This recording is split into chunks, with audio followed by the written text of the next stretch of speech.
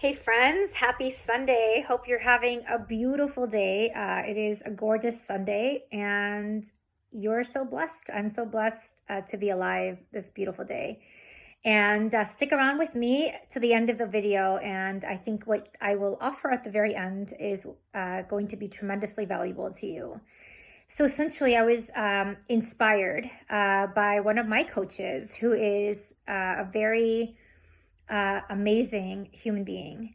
And he is one of the speakers at Tony Robbins' UPW event. And if anyone's ever attended one, you will probably know of it or heard one of many Tony Robbins CDs. Yes, CDs. Joseph McClendon III is absolutely phenomenal. And I'm blessed to be part of this mastermind group where he coaches us. And I'll share what he shared with us at the end of the call. So stick around till the end of the video. And I was inspired to read on brain science and a number of articles this morning on creating success in the human brain. And there's an article that I'll post a link below in comments, just a few minutes. But essentially what it does, it's an article that compiles data from Deepak Chopra and from Sanjay Gupta, a neurosurgeon. And they talked about how to rewire your brain into success. How to take what is and rewire your brain to success. So think of this quarantine time, right? This is, I think, an incredible opportunity. When will you ever have time like this to do all the things that you need to do? When will you ever have the time like this to take your excuses, throw them out the window, and step up and basically embody all the things that you want in your life? Is it that you want to be in better shape? Is it that you're more committed to eating healthier? Is it that you're more committed to having a meditation practice and you're seeking inner peace and growth and the ability to step up your business and to create new solutions to this problem, I guess, that coronavirus has posed, right? No longer can we avoid the fact that we are in a digital age, and there is going to be a need for every company to step up and present its solutions to people that need it in a very different or innovative way. And if you relate as an entrepreneur, what does that look like for you?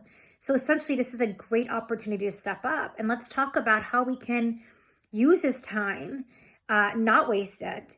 And 80% of our actions stem from our subconscious mind, right? 80% of what we do or don't do are related to what your subconscious mind believes. So it's really important more than ever to rewire your brain into success. And I wanted to share a couple of powerful tips with you, and then I'll share what my great mentor, Joseph, has presented. The first is the incredible power of visualization. So a lot of, for example, when Tony Robbins gets brought into great athletic teams that have lost their mojo, what is the trick that he teaches them in order to be successful? It's not just stepping up in terms of physical capability and the things that one needs to do to be successful, but what he really presents as invaluable is visualization. And your human brain does not distinguish between what is real and what is not real. It does not distinguish between a past memory and a future visualized memory. So essentially what that means is that you can literally trick your brain into being successful. And you can literally imagine all the things that you want in your brain. And the more you do it, your brain will not be able to tell if it's real or fake. And the more, where focus goes, energy flows. So if you focus your energy and, your energy and your focus on what it is that you want, what it is that you want to attain and inspire today, that will become the light that sparks you into future momentum, future action. And if you believe in the law of attraction, more and more things will come into your field that will support that dream that you've created in your mind. So how do you do that? And there's a few things, and if you want to write these down, you can. You can have reflective self-inquiry. Ask yourself some questions. And if you need resources, reach out and I'm happy to guide you.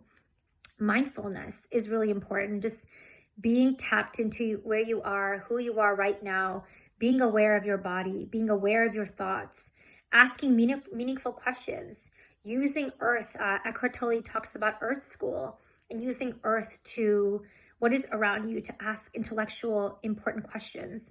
And more importantly, visualization, having that mental picture, and using that to propel you forward. The second thing is committing to make this a practice. And what they recommend in the article is at least 6 weeks for 5 to 10 minutes daily. And there's a few questions that they post, and you can write these down, where ask yourself, what is my unique talent? Who does it benefit? What is my passion? What is my higher calling?